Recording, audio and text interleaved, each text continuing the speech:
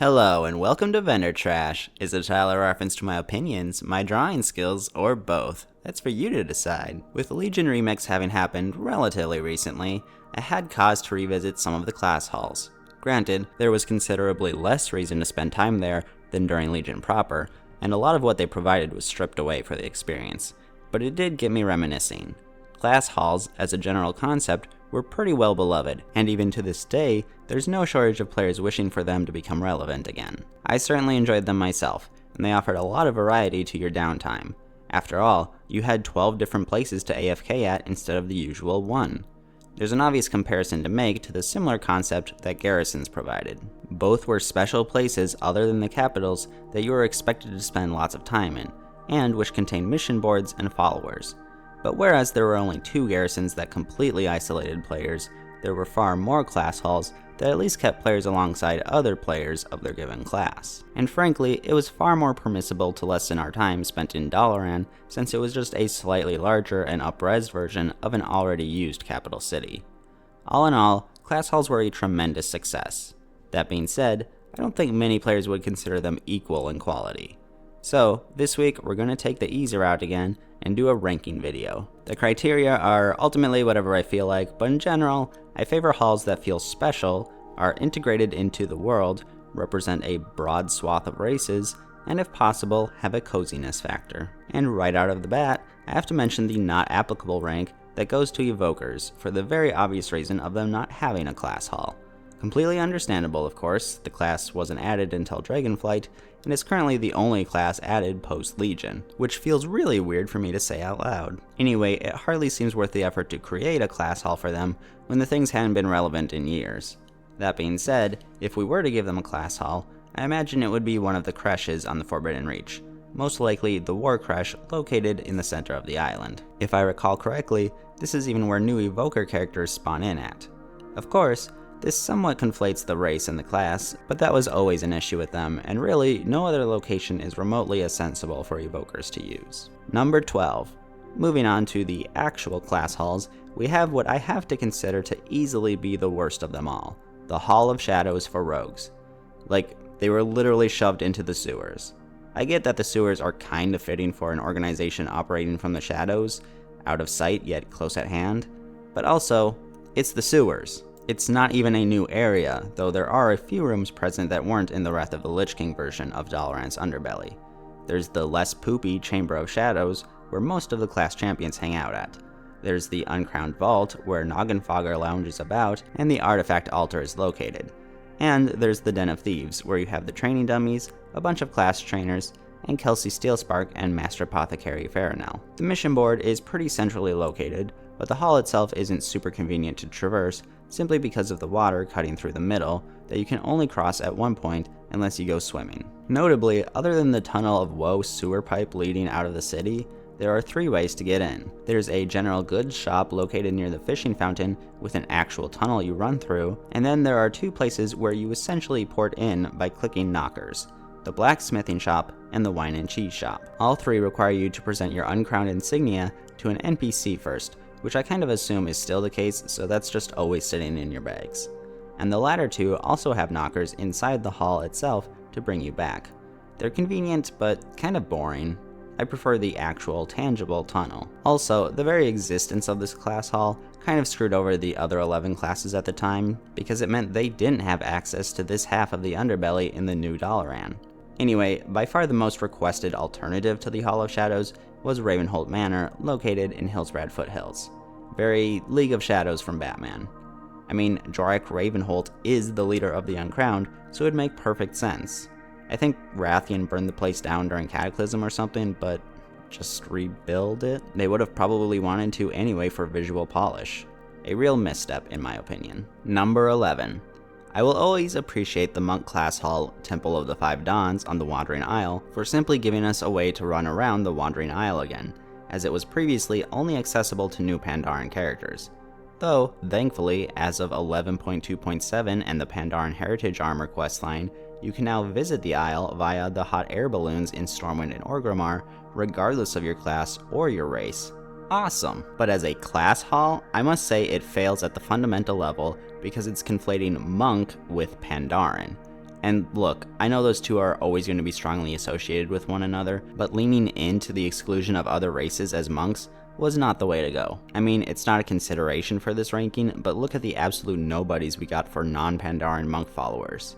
And what makes it all even worse is that monks used to have another class hall of sorts, the Peak of Serenity in Kunlai Summit, but it gets attacked at the start of Legion and we're forced to relocate. Heck, the Zen Pilgrimage spell you use to reach it even gets converted to instead bringing you to the Wandering Isle. Now, while the peak is also obviously very Pandaren coded, it's at least not their frickin' starting zone. I feel it had room to be developed, and frankly, it felt more monk-like, at least in the Tibetan monastery sort of way. But okay, what about the Temple of the Five Dawns itself? Well, you have the main building which contains the artifact altar. If you traverse down 3 flights of stairs, you arrive at Mandori Village, with the Dalaran portal, mission board, and training dummies all to your left. So basically, everything you may actually use on a regular basis are extremely close to each other. There is, of course, the entire rest of the isle you can go around exploring, but I really don't think that should be considered in the rankings. It's not as if those areas were created for the class hall. So, while the place is easy on the eyes, it doesn't resonate much at all with any monk that isn't a Pandaren. Number 10.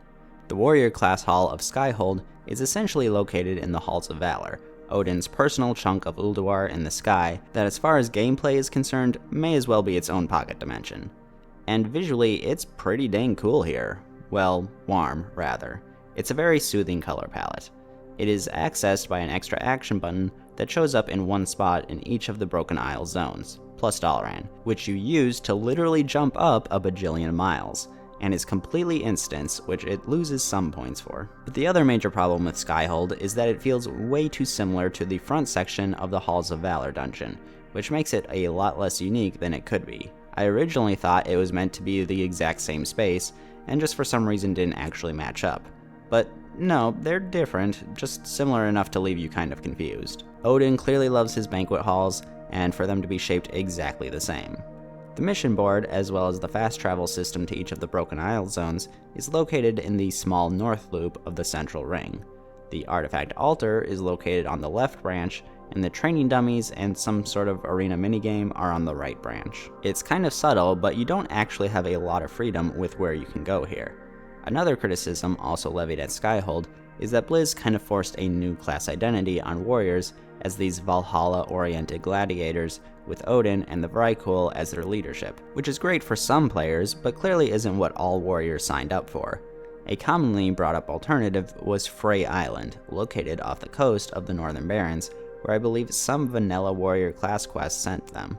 It was already a place that welcomed warriors from different races and factions, and was more neutral in its trappings. I guess I could also see it as being a bit bare bones, and I don't fault Blizzard for trying to add to the warrior fantasy. It certainly works for many warriors, but perhaps they missed the mark a bit by making it a bit too specific. So Skyhold, while a very scenic place to hang out in, still manages to feel a bit lazy in the context of the Legion expansion, and is held back by focusing too much on a vibe that doesn't fit all warriors. Number 9. Priests found their home during Legion in the Netherlight Temple, located somewhere out there in the twisting nether. The place was made by the Draenei, and that is evident in the architecture. This perhaps feels exclusionary to other races, but I don't know how they would have avoided that issue considering just how much variance there is in the priesthoods of different races. A troll priest feels considerably different from a human priest, who feels considerably different from a night elf priest, and so on. Honestly, Draenei is about as neutral as you can go, because the Naru, basically existing as beings of the light and void, are about the most concrete thing that all priests can acknowledge and regard. Maybe I'm just more forgiving of it than most, since I love Dranic stuff. So the temple is already on iffy ground just due to its theming, but that's hardly the only issue. It being in some random spot in space that you just teleport to, and can in fact only see the inside of, really weakens its integrity to me. It was originally listed as being located in the Temple of Karabor in alternate universe Shadowmoon Valley, which wouldn't have been as good as actually having Karabor as a capital, but would have been better than what we actually got here. The design is also less than inspired, basically amounting to one big circular room with some small alcoves and 2 connected circular rooms. 2 of those alcoves are where the training dummies are located. The Dalaran portal is at the end of a short hallway, the mission board is in the dead center of the whole place, and the artifact altar is up next to the windows that peer into the twisting nether. The 2 rooms on the sides are basically devoted to the void and to the light, but serve no purpose outside of the quests. It's not a bad place to hang out, especially with a 60% movement speed buff active all the time, but I think it's truly need-kept by its incredibly boring layout, and if you really don't like the Dranic take on the priesthood. Number 8. Demon Hunters wound up with the pretty intimidating Fellhammer located in Mardoom, the Shattered Abyss. Admittedly, I remember it being quite a bit cooler than when I revisited it for this video. It's your pretty bog standard vertical legion ship you see throughout the expansion, but with a lot more decorations and lighting going on, though those do add a ton to the place's ambiance. Portals to Dalaran exist on either side of the top floor, with the mission board being in the middle and the training dummies in all 4 corners. Going to the bottom floor gives you 1 medium-sized room with 2 additional rooms on either side, one of which contains the artifact altar. It's certainly not a bad class hall, but kind of feels like a knockoff of Acheris.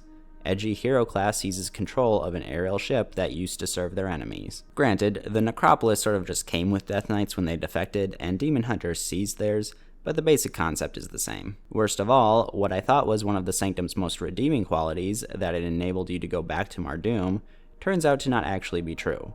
Maybe you did it at one point in the campaign or something, and that confused me, but the Flight Master won't fly me down, and if I jump off, a bat swoops me up and brings me back. So really, it's just a worse Acheris, but with a cool holographic projector and green particle effects. Number 7. Warlocks wound up with Dreadscar Rift as their class hall. It's a chunk of dark rock located out in the twisting nether, and you teleport there through a portal located just slightly into Dalaran's sewer system. The rift itself is of course mostly just greenish-gray rock, though there is some fairly dead-looking plant life and a fair deal of Legion architecture located around it. Like a good deal of the entries on this list, it loses a few points for being instanced. The layout is one of the more interesting ones though, with most of the followers being located in the central ring near the entrance. The mission board is located off to the left a bit, and the artifact altar is located up a long ramp framed by Fel guards who will salute you. I do think it being the heart of Jagannath, a pit lord you kill, was a nice touch. Training dummies are located way down below, and there's a portal leading up to a little minigame area where you summon demons. There's a lot of dead space here, but also a lot of neat flourishes, like dog pens for the Fellhounds. It feels like they tried to spice up the bland environment with splashes of Fel, Void, and a little bit of fire. I overall think it's a pretty good class hall, but I don't think I could call it great. I know the Legion can definitely be associated with space, but it feels a little weird to have the Warlock class hall be located in space. I always thought the Warlock area in the basement of a building in Mage Quarter in Stormwind felt really cool and secretive. I don't know that I'd want that exactly, as it sounds dangerously close to what Rogues got stuck with, but I'm not entirely satisfied with what we got either. Maybe an Altar of Storms, maybe something on Outland, I don't know. I think they had a difficult task to complete in choosing a Warlock locale, and did an okay job of it. Number 6. Even Blizzard knew that Moonglade was ugly and boring. Despite it being one of the most sacred places to druids since Vanilla, a brand new location in Val'sharah was chosen for their hall, the Dream Grove. Although located in the open world, druids are more likely to get here by dreamwalking to the Dreamway, a travel hub zone that also connects them to Moonglade, Grizzly Hills, Hyjal, and 3 of the 4 Great Trees? Yeah, I never realized this until now, but there's no portal to the Great Tree in Ashenvale. Weird. The only spot left for it now goes to Amirdrasil. Man, druids can lay claim to so many locations. They really are spoiled as far as real estate goes. This also feels almost redundant with the travel network Haranir have between the world trees. Anyway, the class hall itself is beautiful, but I feel it doesn't really stick out from the rest of Val'sharah. The southern entrance contains the training dummies. A good handful of the major NPCs hang out in the central ring with the mission board just south of it. The Dalaran portal up a small hill southeast of that, and the artifact altar up a larger hill to the north. There's a lot of flavorful flourish around as well, including some considerably sized barrow dens. It also leans pretty dang hard into the Night Elf aesthetic, as you would imagine. The playable druid class as a whole tends to do that. So Tauren, Trolls, Worgen, as well as Zandalari and Kultirans after the fact may feel slightly out of place. Though, as the unifying theme of druids is ultimately nature, it's not as egregious of an offense as other class halls that do similar things. So it's pretty and at least out in the open world, but I surprisingly have quite a bit I can criticize it for. Number 5. The Mage class hall was the Hall of the Guardian, located in one of Dalaran's towers, although it is only accessible by teleporting there and is technically instance, which it loses a few points for. But hey, I guess it's literally always only 10 seconds away if you want to pop in. But much like the Rogue class hall, it being located in the capital city kind of takes away from its uniqueness. I think a secret chamber in Karazhan may have felt more special, though that place is a bit overused as well. Also, both this one and the Rogue Order Hall are technically destroyed now, so that's lame. Anyway, despite my misgivings about its location, I have to admit the color palette is a lot warmer and easier on the eyes than 2 years in Karazhan might have been. It's absolutely one of the cozier sanctums we had. The opening area has a nice fountain and an absolute plethora of paintings hung about. Up the stairs, we have the artifact altar with floating books and candles, and behind it, a massive library stretching down several stories and reaching up even further, though you obviously can't access it. Located on the right, you have the mission table and a terrace looking out to the sea. Located on the left, you have the training dummies and a view of the city itself. And connecting the left and right side is an underpass of sorts with portals to the 5 main Broken Isle zones, which were always appreciated. Traversing the hall is a bit slow as there's nothing to speed you along but your class abilities, but neither is it overly arduous. Overall, I'd say the location is boring, but the hall itself is just nice to be in. Number 4. Acaris, the Ebb and Hold, was basically the class hall version of if it ain't broke, don't fix it. Unlike monks and druids, who basically replaced their pre-existing class halls, Death Knights simply copied Dalaran and moved their necropolis to the Broken Isles. I mean, it can fly. Might as well, right? Admittedly, the fact that they're using something that's been in the game since Wrath, even if it is remade bigger and prettier, innately makes it one of the more boring class halls. But I think it had been a bigger misstep trying to force something new. It just makes sense. Acaris is, of course, split into 2 functional floors. The bottom floor contains the portal to Dalaran on its balcony and the mission board dead center.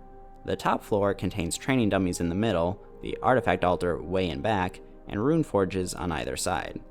The atmosphere is basically exactly what you would expect. Death Knights have always had one of the best classes for feeling inclusive to many races, as part of their whole shtick is that you leave behind most of your past life when raised into undeath.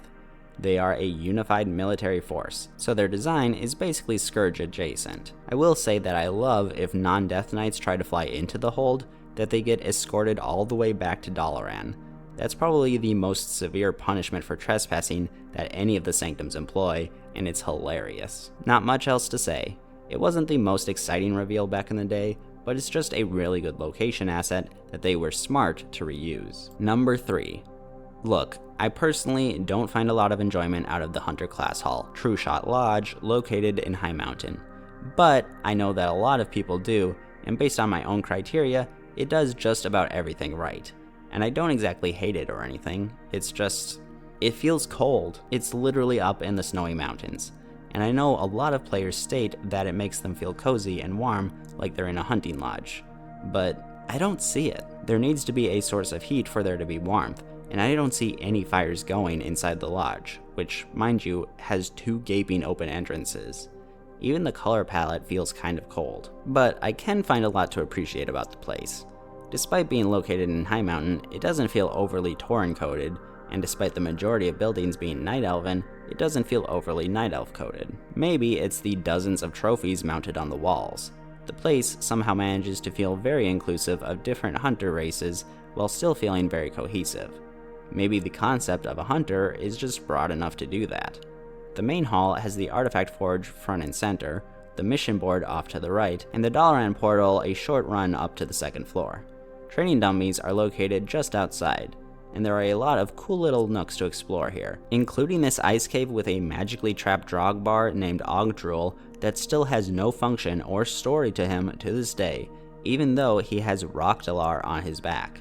Do something with this guy, Blizz, I'm begging you. And most importantly, to me, the place is just out there in the world. You can run right into it, though you'll be escorted out if you're not a hunter. Of course, there's also a teleport of sorts from Dalaran for expediency, so it's integrated into the larger world, fits well with all races, and at least to other players seems to feel cozy. Thus, despite me never being a huge fan of it, I have to give it credit for doing pretty much everything right. Number 2. The Heart of Azeroth, not to be confused with the artifact necklace from Battle for Azeroth, is the Shaman class order hall located at the mother-frickin' Maelstrom. In terms of sheer spectacle, no other sanctum can compare. It also does something similar to what the Monk order hall does, allow you to revisit a place that was otherwise only seen while questing, and I guess the last fight of Dragon Soul. But where that one kind of whiffed and this one succeeds spectacularly is that the Shaman Hall does not feel at all racially coded. This place screams shaman. The environment itself evokes 3 of the 4 elements, with there being the rocky islands, the swirling sea, and plenty of wind. But the class hall itself makes sure to feature all 4 within their own little subsections that honestly flow into each other fairly seamlessly. The mission board is located in the fiery section, a smart decision as it means you'll spend most of your time in the warmest feeling subsection. The portal to Dalaran is very close as well, and the artifact altar literally has you venturing out by these floating rocks overlooking the whirlpool itself. The air and water sections are located a bit further down from the fire and offer a nice cool vibe, with healing training dummies in the water area. Heading up instead, you have the Earth Nook with a little minigame, and all the way up top, you have the Storm's Eye Overlook, which offers another great view and the offensive training dummies. The area feels massively important and epic, while also managing to be both spacious and snug. Shaman's cleaned out with this one. Admittedly, I was always slightly scared of falling into the Maelstrom, but I just tested it for science, and you literally just get teleported back up top without even dying. So you're super safe. Oh, and another extra perk are the portals leading to the Firelands and Vortex Pinnacle. They aren't really useful as they're separate instances, and running out just brings you back to the class hall, and it's kind of annoying that there aren't equivalents for earth and water, but I get it. I do. Really, the only fault I can give the place is that it's instanced, but it's making use of an area that already was, so I'm far more forgiving of that fact. Number 1, and it should come as a surprise to no one, but the best class hall, and it isn't even close, is the Sanctum of Light for Paladins, located in Eastern Plaguelands, literally below Light's Hope Chapel. Simply put, it does everything I would want out of a class hall. It uses an established location, is a place you can literally walk into and don't need a teleport to, very much has that secret hideout vibe thanks to being hidden beneath the floorboards, and just looks stunning. Like all class halls, it does have a teleport located within Dalaran, but there's nothing stopping you from hoofing it there yourself. Speaking of hoofing, you can't mount here, but you do receive a 30% speed buff from the guards automatically. Once down the steps, the class hall basically has a T-shaped layout, with the mission board being located to your right and the Dalaran portal to your left. Moving down the length of the T, you have a few racially themed alcoves with training dummies in the Armory of the Silver Hand, although not every paladin race gets represented with these. Then there are some side doors you can go through to some tombs, and lastly, you have the massive Hall of Champions, basically the big church area with the artifact altar located where an actual altar would be. Statues of legendary paladins surround you. Uther, Marad, Tyrion, Mograine, Turalian, who keeps getting statues because everyone assumed he was dead, and Bolvar's mother or something. Okay, actually, yeah, Midnight did confirm that Mara is Bolvar's mother. Also, 2 random dwarves.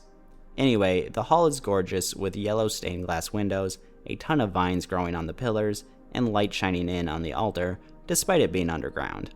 And the whole place just exudes a very warm sensation, with its coloration and lighting. Give me a bed to sleep on, and I think I'd be pretty cozy here. No question about it, Paladins had the cream of the crop when it came to class halls. And that is all of the class halls ranked. As always, the middle rankings were the hardest to pin down, but I'm fairly satisfied with my final list. Overall, I think they were a resounding success, even if there were some misses, and if they were ever revisited, they could be enjoyed quite a bit once again. Especially with some classes like Rogues and Mages having a very convenient excuse to upgrade. For this week's drawing, I kind of cheated. Look, I did consider each of the actual class halls first, but the Paladin one isn't really representative of Eastern Plaguelands, and I already drew Eastern Plaguelands. I already drew the Maelstrom. I kinda wanna save High Mountain for another video, and I'm not gonna actually run through every class hall right now, but I landed on Kunlai Summit, which in my opinion should have been the Monk class hall. It functioned perfectly fine that way for 4 years before we got to Legion, and it's just really cool, despite my general aversion to snowy areas. And despite the specific area I chose to draw not being particularly complicated, I really like how the dirt path turned out here. Side note, when trying to get a screenshot to use as reference, I had to talk to Zidormi to transition the Peak of Serenity back to its pre-Legion state. But if you leave the Peak of Serenity at any point, it reverts to the post-Legion state, and the Peak of Serenity subzone ends right where I took this screenshot. So in trying to get the perfect screenshot, I kept accidentally triggering it and having to fly back to Zidormi and do it all over again. Blizzard should really just fix it so that it stays at whatever you left it at. There's a very similar issue in Tirisfal Glades where whenever I port there on my mage, I have to talk to Zidormi twice to convert it to the pre-BFA Shadowland state. That one makes even less sense. Not only does it reset, but talking to her the first time does nothing. Anyway, the drawing. I know Terran Zoo and the Shadowpan hang out more so in the Shadowpan Monastery, located not too far away. But I mean, the game pretty much only has 3 important monks. Him, Chen, and Lili, with Terran Zoo being the Windwalker monk, so the choice of which character to use here was pretty obvious. I think he turned out okay here, certainly better than my Chen drawing did, but maybe I'm just not well suited for drawing male Pandaren. As for how I feel about Terran Zoo as a character, well, during MOP I found him pretty annoying. He seemed kind of stuck up and only interested in lecturing us, but in hindsight, yeah, it's totally understandable that he would. Pandaria was doing pretty dang well, and then a bunch of foreigners land on his shores and start messing up the place. Yeah, let's cause all of the Shah to emerge. Destroy Yulon's rebirth statue. Basically invade Crossrang Wilds. Do all that stuff with the Divine Bell. Terran Zoo had every right and responsibility to be absolutely pissed at the Alliance and Horde. Plus, any criticism I may have once had of Terran Zoo pretty much gets eclipsed by his absolutely baller moment in the 5.4 trailer where he fights Garrosh, and drops one of the coldest lines we've ever gotten. Your father dabbled with power beyond reckoning. Where is he now? Like, dang, dude. This panda ain't got no chill. So while he's not a top tier character for me, I really like Terran Zoo nowadays. That wraps things up here though, so thank you for watching, and I will catch you next week. Bye bye.